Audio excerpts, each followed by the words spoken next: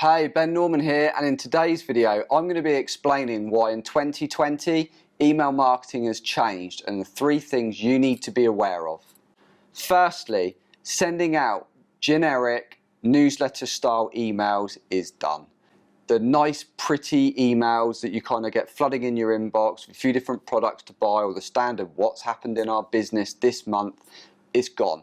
Stop doing it. People aren't really that interested. People want to know what is in it for them, which leads us on to point number 2. You need to try and get round the spam filters. Most emails that are kind of promotional or they look like these kind of really pretty work of arts, because they're so image heavy, they're getting filtered out by spam systems, especially the likes of people like Google, places like that. A lot of this stuff is going to end you in the promotional tab, which is somewhere you don't want to be. You want to be going through to people's main email boxes. So to do that, you need to try and keep your emails a lot kind of lighter, a lot less image heavy. You want to kind of keep it very much text-based. When people get emails from people they know, emails they're used to, they are used to receiving basically text-only emails, which brings us on to point 3, keeping it conversational.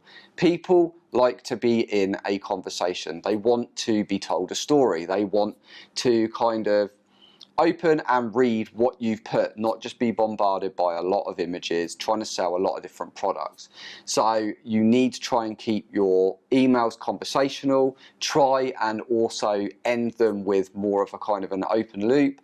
Try and get it so that the end of your email is almost teeing up the next email that is going to go through to somebody, so that you can get people how did that end? I want to know what happens. I'll keep my eye out for the next email.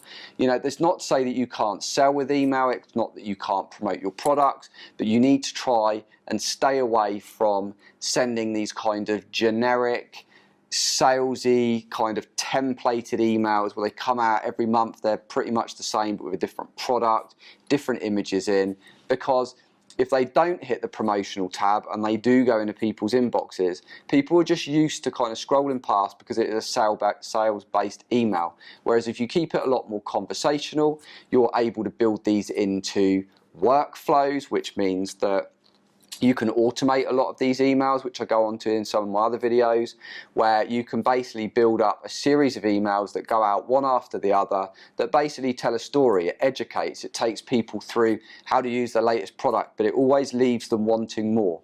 They're kind of short, to the point, they tee something up. They leave people wanting more, looking forward to getting your next email and open it because there is a value to them.